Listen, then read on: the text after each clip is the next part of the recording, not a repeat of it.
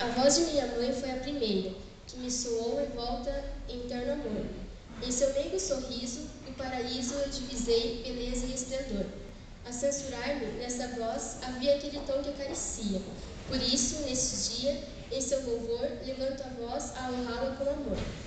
As mãos de minha mãe lhe deram-me um favor. Já antes de eu nascer, andaram num afã de labor. Nos anos maus, quão dedicadas trabalharam por mim. E ao vê-las hoje calejadas, mais belas acho, assim.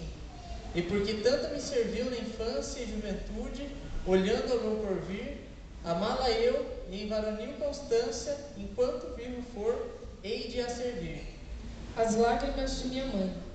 As lágrimas de minha mãe seu travesseiro umedeciam, quando eu nem mesmo suspeitava. Meus modos e expressões egoístas, tão descorteses, sem amor. Ah, como tudo a magoava, como eu, sem ver, causava dor.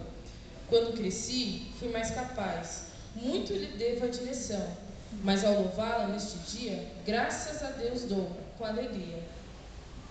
A vida de minha mãe. A vida de minha mãe foi uma Bíblia para mim.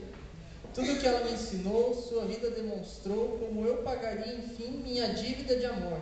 Se não, seguindo os seus passos, até unirmos nos braços de Cristo nosso Senhor? A Ele glória e louvor.